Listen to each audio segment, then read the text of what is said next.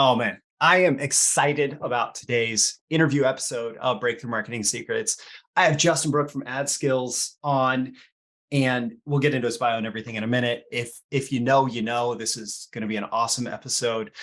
Justin, a ton is changing in marketing right now. There's like all these major disruptions. Like it was compliance a couple of years ago that everybody was paying attention to in a huge way, and now it's AI. There's huge changes to targeting options and AI content and copy creation and all of that. And you're like at the epicenter of the ad buying, the media buying world. And what do you see from everything you're looking at as the most important principles and strategies for thriving in the environment that we're in today and the environment that's coming down the line here? Okay, so like specifically for ad buyers, right? And just anybody, especially in direct response marketing, but involved in like this whole like Perfect. conversions, economics, traffic. So as I say this, okay, Yes. brothers and sisters in direct response, I am one of you, okay? I have a quill and ink pen with cash tattooed on my arm. So I'm a diehard direct response copywriter. I love it. I eat it. I live it. That being said, it has changed the way, and I'm adamant about this. I've told all my subscribers and agencies that I've been teaching the way we've been doing ads for the last 100 years, the way advertising has been like, right? Let's create that one great idea, that one great sales letter, that one great headline. That's done. That was awesome. That's great. I'm not saying we shouldn't keep learning copywriting. I'm not saying, like we still need that skill, but the way we go forward now is machine learning, data science, algorithms, artificial intelligence. Look, the AI already can write better than the average copywriter. Okay, I'm not saying it can't write better than the best. The best are still the best. Okay, legit. But right now it can write better than like 9 out of 10 copywriters. So we don't really need those skills. What we need is we need to learn how to use these new technologies, because that's how everything's working now. When you make a Google ad now, you upload like 15 headlines, 15 descriptions, 5 images. It used to be one headline, one description, one landing page, all that stuff, So the way forward is we're giving it lots of material, lots of direct response material, but it's going to split test 8 ways to Sunday, and then it's going to do the algorithms and machine learning, and it's going to train the pixels. And so direct response is still a thing, but we have to adapt to these modern methods. That's my spiel on what we need to be doing right now. Awesome. Awesome. Like this is a great start. So just going back in time a little bit. So you got started with Russell Brunson. You got involved in direct response through him, which is just an incredible place to have gotten a start. You became Rich Schefren's media buyer. You built a hugely successful agency buying media for top gurus, Dan Kennedy, lots of others. Just hitting the names that I know everybody in my audience is going to say like, wow, this dude's technically is GKIC, okay. I did Dan Kennedy, but just being specific. You became a media buyer for a major Agora imprint, or it was Legacy, right? Yeah, Legacy and Stansberry. You built the AdSkills. You built AdSkills as a training platform and community for media buyers. And at this point, like you log into the AdSkills Slack, and it is like the best media buyers in the world are in there just having casual conversations. And you've become like this absolute leader in the space and like the hub at the center of the wheel, right, of direct response media buying. And so for folks who didn't know before, Justin Brooke is somebody to pay attention to. So what I love about your teaching in particular, and I was listening back to a different interview of yours recently, and you were talking about like, I hate it. Like you go in and you create this, like, here's how to buy Google ads, right? You create this, if you were to create this training and you go through the interface and you're like showing people, and then tomorrow Google changes the interface. And it's just it's so difficult. And so you've adopted this, and I believe in this wholeheartedly, this like principles-based teaching. Yeah. Right. Instead of looking at surface details, you focus on the principles. Mm-hmm. And so I want to start kind of from that media buyer perspective, where somebody's no matter what role they're in direct response, their work is influenced by and influences media buying. So what do you consider to be the essential principles for profitable paid traffic campaigns? Okay.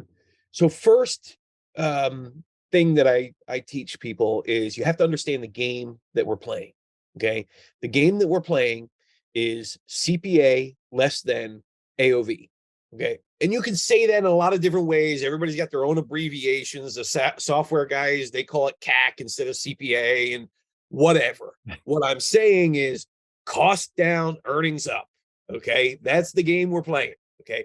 So if you understand that, okay, this sounds okay. That's kind of simple, guy. Well, all right. It's not all that simple, okay? Because what a lot of people do is they focus on the costs because they Yeah. think, oh, that's the area where I'm going to be able to make the money. The problem is the lower we reduce our cost per click, the more the ad networks don't want to chill with us, right? Like, I mean, it's like a casino. They're like, this is the cheap guy. That's the whale. Goodbye, cheap guy. Let's go talk to the whale. Okay. It's Yes. business. That's how we would run our own businesses. Yeah. Okay. So Absolutely. that being said, and also there's just only so much room we can go down before we're just buying crap clicks. So Yeah. I'm not saying be ignorant and negligent about our costs. We should manage it a little bit.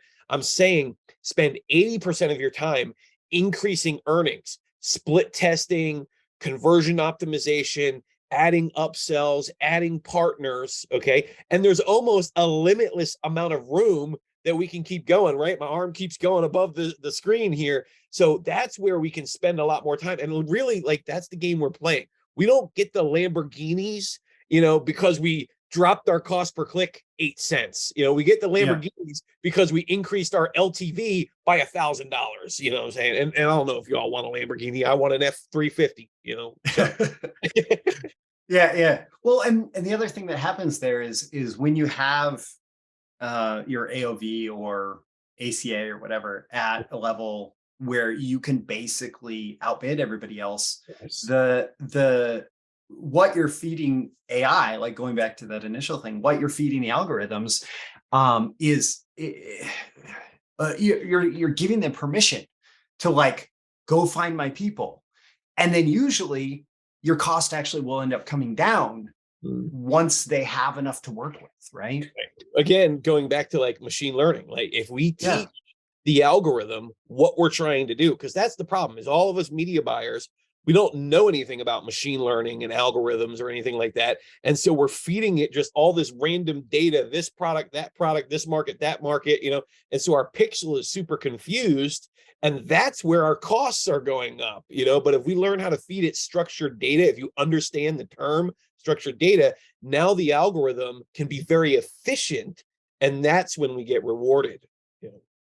Awesome. So in this context, what has become harder than ever before? Mm. Um, Harder than ever before. What's harder is it's we got to read different books, and to be honest, the books we got to read today, yeah. they kind of suck. They're dry. Like, you tried to read anything about machine learning, it's a tough subject. It's not like we're reading David Ogilvy and Claude Hopkins, which are like a joy to read and fascinating. We don't want to, stop.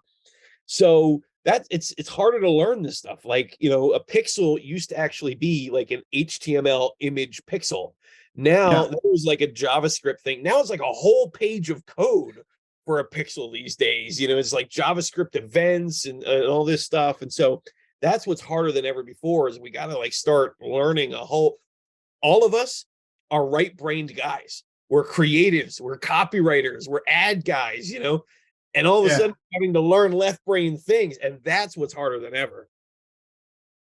Cool. I dig that. So what's easier than ever before? Like how? Yeah. Well, the opposite of that is like we don't have to be these amazing. That's why a lot of the programmers are beating us at this stuff is they don't have to be great copywriters. They just understand, oh, okay, we have to train the pixel. And so like my ex-business partner, John Belcher, no drama, he just wanted to go a different way. Amazing media buyer, totally different from me. I'm the creative, tattoo of copywriting on my arm. He just likes to feed the machine lots of data. And because he can do that, he can actually beat me, because he's feeding the machine a lot of different stuff, and he understands the testing and the algorithms and all that. And so he's able to win. So it's easier than ever for someone who's not really good at creating great ads. It's easier than ever to just load up a bunch of stuff, let the machine test it all for you. Like, we used to have to do that. Was expensive and different and difficult to do all that split testing. Now the networks do it for you. Yeah. I mean, well, so like my origin, and I don't know if you remember this guy, like my first client as a freelance copywriter was David Bullock, who was teaching at Ken Yeah. McCarthy's system seminar, teaching like Taguchi multivariate Yes, testing and all this stuff. Yes, sir. And I have this whole Koalik spreadsheet of like how to create 18 different test panels that are able to test like 4,000 different potential combinations and test and verify and all of that. And one of the problems that we had with that was that you couldn't get internet marketers to like do the work or buy the traffic for any of that.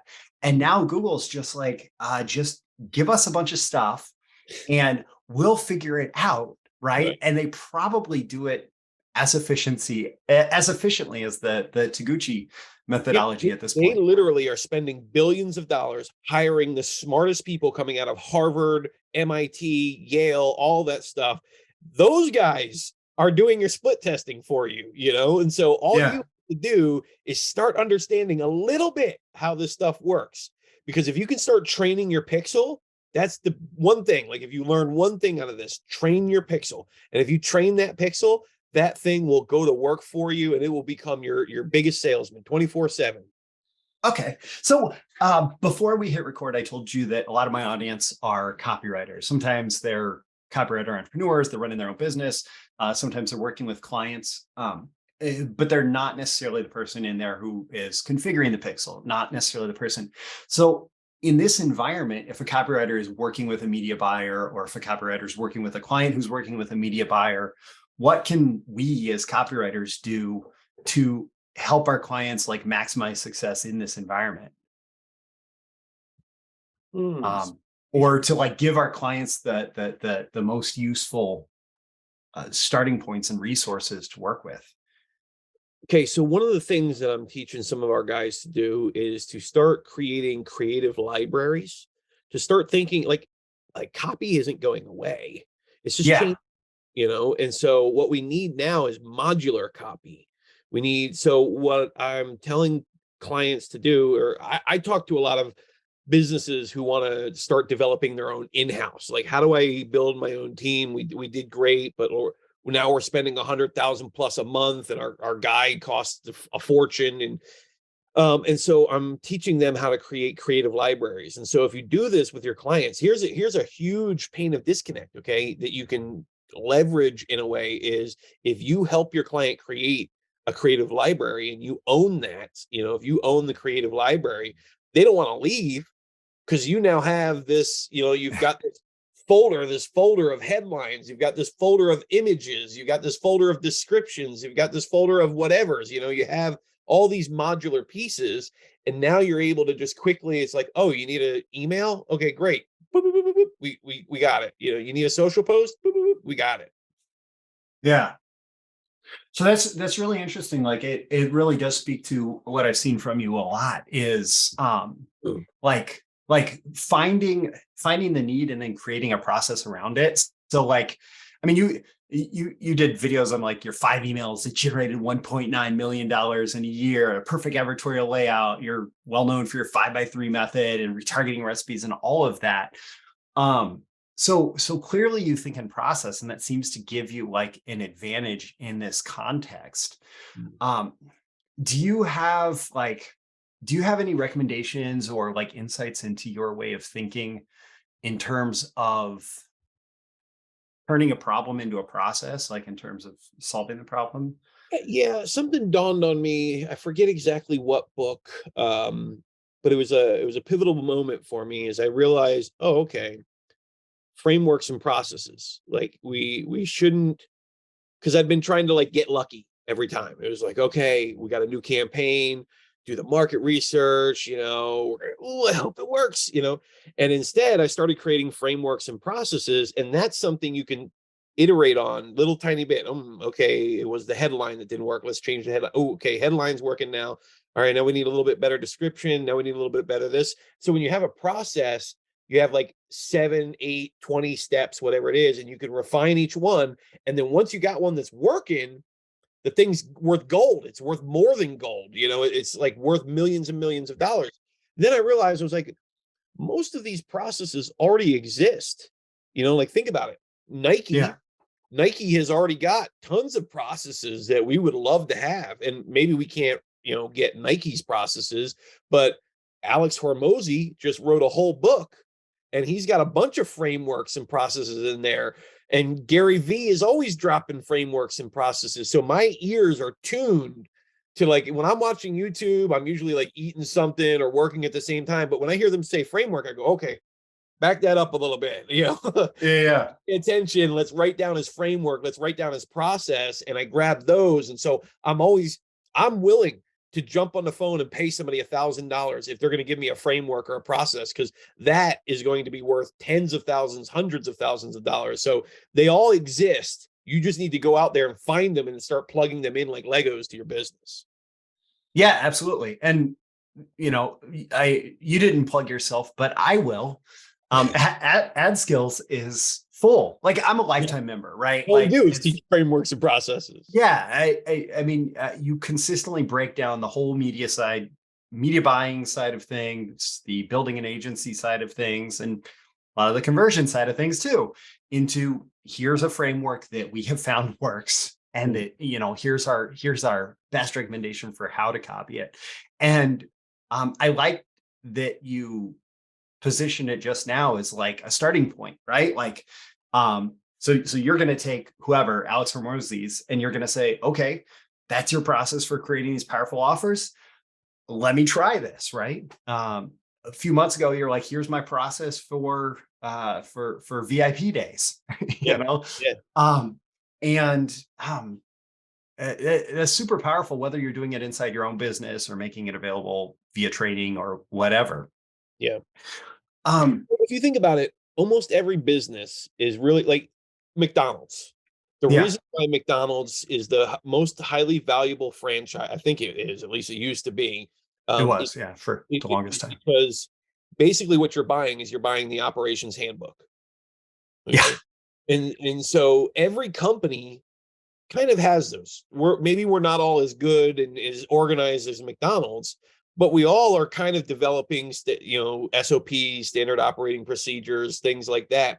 And so all these companies have these things. And so really it's, how do I go get that? How do I develop mine? And so that's what I'm always trying to do, is I'm always trying to get on the phone with someone. And one of the greatest things, I listen to podcasts. I wanted to, my company competes with Skillshare a little bit. They're far way bigger than we are. And so one day I started listening to every podcast that the owner of Skillshare was on. And sure enough, he revealed their market, their creative plan, what market they're going after, who all their top people are, how they monetize, how they pay their creators. Like, I learned all of his processes just listening to podcasts at lunch. That's excellent. Like that shows. I know that David Garfinkel, because I saw that he interviewed you. He was talking about one consistent thing among great copywriters is they have these sometimes healthy, sometimes unhealthy obsessions. And I love that this process of research for you feels like that. Like, okay, I recognize Skillshare is a company that I could learn a lot from. So I'm going to go find everything that I can get from the founder, and I'm going to go and I'm just going to absorb it. And in this case, it's a relatively healthy obsession. So just like a week or two ago, you released training in AdSkills that was basically how to, and actually, I think I have it open here. How to turn ChatGPT into multiple team members. And I think that there's this like I mean, I wanted to talk about AI at this point again in the interview. But what I liked about your content around that was um, you basically again gave a process, right? You said, here's the like we know what ChatGPT can do and can't do right now. Right now, it can't write David Deutsch copy. It can't write Chris Haddad copy. It can't write, the Agora heavyweights copy, right? But it can do a lot if we understand the process for communicating with it. Mhm. So I guess, can you speak to a little bit of, at least at a high level, what you cover there as far as the roles that Yeah. AI can currently fill and not fill in this like marketing or agency role? Yeah, sure. Can I share my screen? Is that okay? Yeah, let me change settings real quick for that. There you go. You should be able to now. Yeah, it's just a little easier if I show this rather than tell Yeah. this. All right, it's loading up. And for anybody who's listening, this will be on the YouTube video, of course. It's Yeah, and I'll explain what I'm talking through as well for anybody that's listening. All right. yes. Okay. So most people, when they log into ChatGPT, they just start typing here because you can. They just start Yes. typing right here, and you do your thing and you ask it all the different questions here. But the problem is this is, again, it's unstructured data. Okay. Yes. So what you want to do is, over on the left-hand panel, you have this option for a new chat. Every time you Okay. click new chat, it's creating almost like a private room.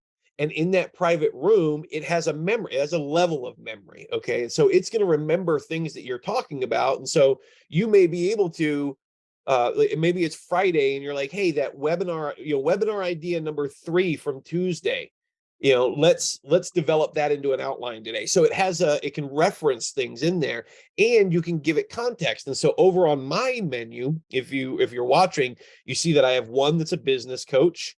I have one that's a coding tutor, one that just writes all my headlines for me, one that's my writing, that's a longer form writing, a health assistant. And in that one, it's making meal plans for me, it's creating workout plans for me, my marketing assistant. And so each one of these is trained differently.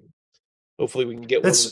That's really interesting because I don't know that I quite grasp that, because I always started just a new conversation for everything. Yeah. Cool. So creating a separate one, right now we're in my writing assistant, and the first thing that I do is I give it a context. It's like, hey, so each of those little rooms or new chats is a new employee. That's, somebody came up with a headline on mine of each one is a different employee, and they kind of are. And so here we are, we're in my marketing assistant, and I say, I want you to act as an advertiser. You will create a campaign to promote a product or service of your choice. You will choose a target audience, develop. And so I'm just teaching it everything that I want it to do, because I'll tell you, these things are so smart that ChatGPT has passed the Wharton School of Business MBA test. So legitimately, you're talking to an MBA guy when you're talking to this thing. If you give it context, if you tell it, because it has like the whole world's information. But if you narrow it down and say, hey, let's focus here. Let's only talk about this topic and give me everything you know about this topic.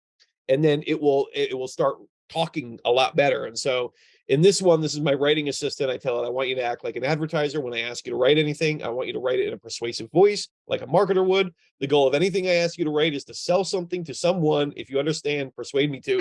Let me show you this. As a copywriter, you're going to like my headline one. Okay, so I said, forget all previous commands for this chat session. I want you to act as a persuasive writer. You have 20 plus years experience writing headlines, product names, and book titles. You write these for all types of products from free to expensive. Do you understand? If you do, let me know by writing a headline. Look at the headline that came up. Read that one out loud. Expert headline writer at your service. 20 plus years of crafting persuasive titles for all types of products. It sounds like a LinkedIn tag. I mean, That's a pretty good headline. I mean, to summarize that whole paragraph into a decent headline. And so this one, all I do in this one is I get it to write headlines for me, because it's specifically trained just for writing headlines. And so that's how I think people should be thinking about AI, is just understanding, like, look, it has all the world's information. And so if you just start throwing questions at it, it's like, wait, where do you want me to pull it? Do you want to understand my yoga information or my marketing information? So we got to narrow it down. Yeah. And the more context you give it, the more Yeah. structure you put into it, Yes. and the more parameters you put around it, the more effective it becomes at doing what you want it to do. Check Um, this out real quick. So yes. the business coach one, all right. Yeah. Yesterday, I was like, I've got this website, I've got that website. Am I being distracted? How would I know, when to go deeper on this one versus that one? And so I just started asking. I said, I want you to act like a business coach. You've got all this experience, blah, blah, blah. And I said, just what I want you to do is when I ask you a question, ask me another question so that we can drill down. So answer my questions with a question and talk me through this thing. And I had a whole discussion with this thing at a super high level. I mean, and it went on and did a SWOT analysis on my business. It did the SWOT analysis for me. I just told it, like, here's my customers, here's our, this is what we're good at, this is the revenue we're making. And it starts listing out our strengths, our weaknesses, our opportunities, our threats. So it's quite smart if you know how to use it.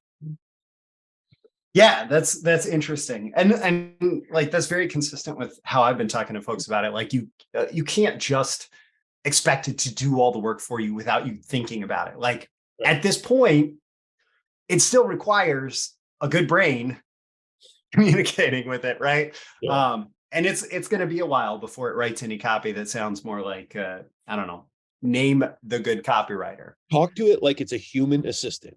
Okay. That's Yeah, how it literally is designed.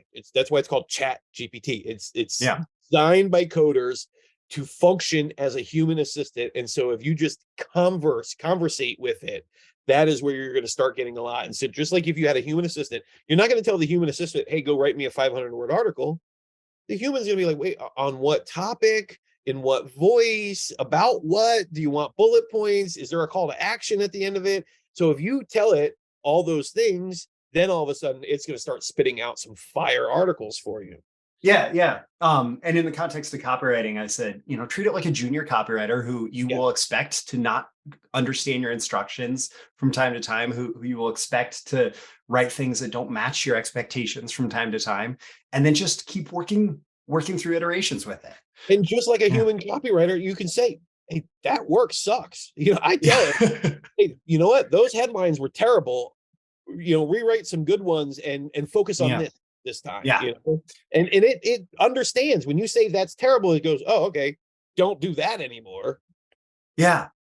So I want to pivot a little bit. I was Yeah. listening to this interview with you, and you really I didn't quite know exactly your transition from the agency into AdSkills, but I really appreciated something that you said where you realized, like, for you, infinite growth was not necessarily like the driving factor, that you ultimately had to decide, like, okay, I know what it's like to run an agency with all these great clients.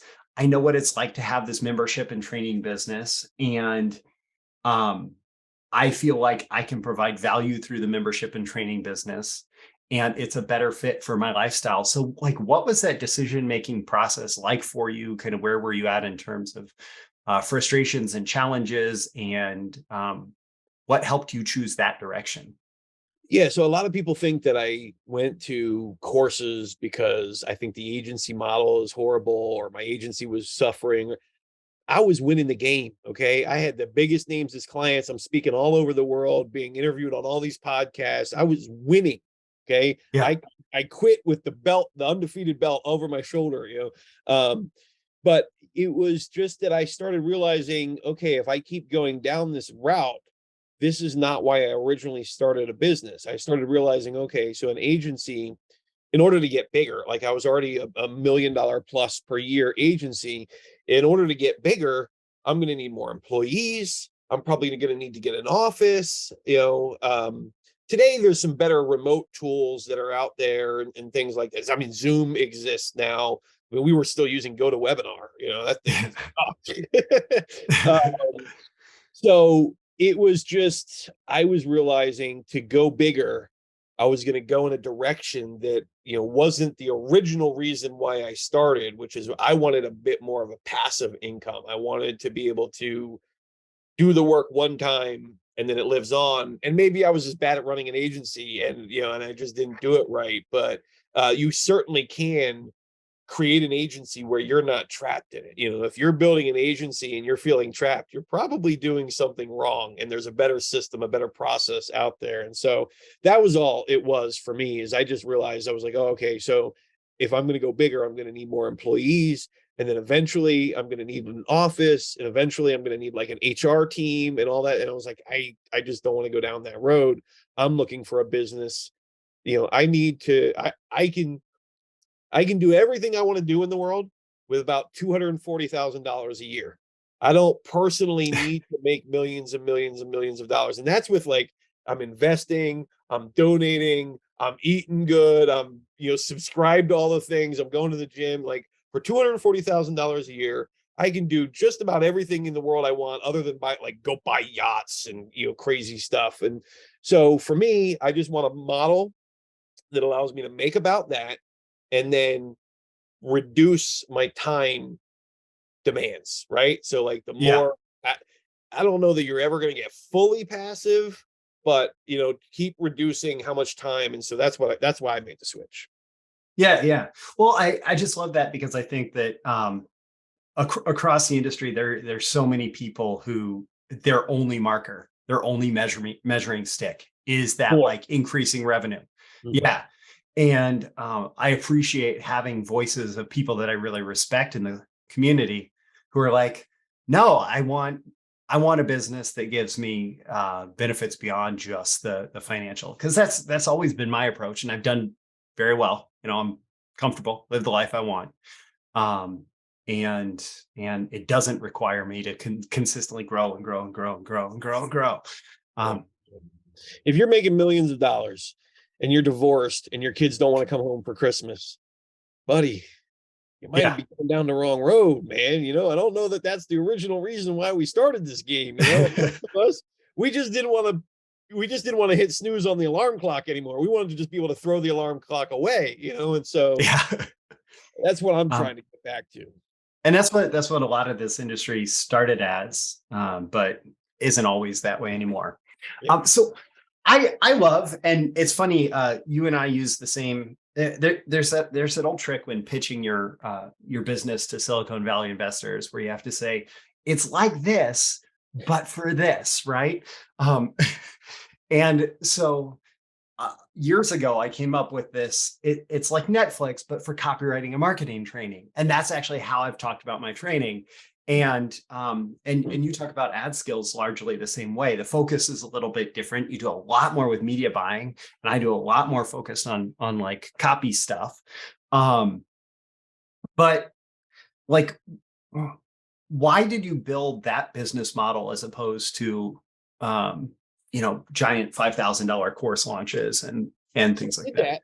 We did that for a while, actually, and it did great. We hit like 2 million in 1 year under that model, so we did really well. But then we started realizing, one, that, like, I was the product, and we were never going to be able to sell the business if that was the case. I was the product. I was the guy on the webinars. I was the guy on the sales page. I was the guy in the emails. I was the guy in the blog posts, And so in order to sell the business ever, I had to get out of that. And so we needed a model where it was like multiple authors, and then the other thing is, we kind of saw, I don't know if we're in a recession, whatever, but I know something's happening in the world. The world ain't like it used to be. And it seems like things are costing more money when I go to the grocery store, and it seems like all my friends don't have as much money as they used to. And so I think that that's a recession, whether they've announced it or not. And so that being said, I was like, well, I've been through a recession. I went through the 2008, 2009 one. And I remember a time when Visa just stopped allowing people to charge anything over 20, just would decline the purchase. There was no, you just couldn't do it. And so we switched our model to $20 a month, also because I did a bunch of research. Skillshare, Netflix, Masterclass, Gaia TV, like, there's a lot of these programs. They were all charging about $19.95 a month, between $14.99 and $19.95 a month. And they had, like, Skillshare, just their marketing. Like, if you go in there, It shows you how many people are subscribed or follow the marketing section. There's 611,000 people subscribed to just the marketing section of Skillshare. So I was like, if I can get 10% of that volume at $20 a month, I'm going to be doing really, really well. And so those are the reasons why I switched my model. Yeah, absolutely. Yeah, there is a sense that there's a big change and a lot of opportunity exists in this model. Best time Uh, ever, I believe. yeah. It's amazing right now. Now, one thing that I'll say is if you're willing to, if you can budget a little bit more than the $20 a month, doing is it Core Plus, with the Slack community. So our upsell is you get a Slack community where you can talk to the instructors and other peers, and that was $50 a month instead of $20 a month. Yeah, and that community is just like, to me, that's like the shining beacon on the hill of the community of marketers, because and then we also do live Zoom calls. Like, I'm literally in 10 minutes after this, I'm jumping on and I'm doing a live Zoom call. So like $50 a month, and you get access to instructors, live. So yeah. So I'll slow pitch a little bit here. If someone wants to get started in media buying, maybe they're a copywriter, maybe they're running their business, maybe they just want to become a media buyer because they're like in this whole direct response world, but don't quite have a have a direction yet, and this sounds exciting. What should they do? Where should they focus today? And importantly, how can AdSkills.com help? Well, I have bad news. We just got rid of our free trial. But the good news is we don't have a free trial because now we just have a free level. Okay. And so all of our principles, our fundamentals, all that stuff that like will help you be able to buy ads anywhere, that's all free. There's 10 plus hours of course. You just go to adskills.com and you click join, and it's free. We still take your credit card because there's upsells if you want them, but it's free. You could just say no and you're not going to get charged anything. And there's 10 plus hours. So you're going to learn market research, landing pages, ad buying, copywriting, funnels, tracking, all that stuff is in there for free. And then, we're hoping that you love it so much that you decide to upgrade into one of the Slack channel groups or the live mentor channel groups. That's awesome. So they go to adskills.com, they can click enroll in AdSkills free now, and they can join and see what it's all about even before they pay a penny. But then, I mean, the quality of content is there all the way through. We didn't give them the rinky-dink version of AdSkills for free. We wanted it to be so good that you're like, dude, I am absolutely upgrading. This is amazing. I want more. Like that's our philosophy. And so we're trying to make the product sell itself. And so we was like, all right, let's put really good information in the free section so that they fall in love and want to upgrade. Yeah, absolutely. Well, the best in the business definitely follow what you do. I really appreciate it. I love seeing all the people that are engaged. Both like, I mean, you're on Facebook, you're various places, right? And everywhere, it's like you attract the best in the business, and it's really exciting. And so I strongly encourage folks who are interested in even learning this. Like, I think even if you're a copywriter and you don't want to touch media buying, it's still smart to understand it from the principles level. So you understand how these different platforms work and how you can serve clients by knowing them, right? I haven't run a ton of media in years, but I still learn it. I still invest in it. Yeah. So with that, Justin, thank you so much for being on Breakthrough Marketing Secrets. I really appreciate that we were able to work this out, and I was able to feature you. Yeah, thank you for having me. And don't think I've not noticed your color scheme. This is a throwback to David Ogilvy, direct response with the red, white, and black. Like I see what you're doing there. Yeah, it's bold. It catches the attention. Yeah. Sharp. Cool. Well, and to everybody who's watched or listened throughout this episode, thank you so much. I appreciate you joining in for all of this. And I'd love to know one big takeaway or action item you got from this. With that, hey, I put out these interviews about every Friday and episodes every day. And I look forward to seeing you again in the next episode. I'll see you soon.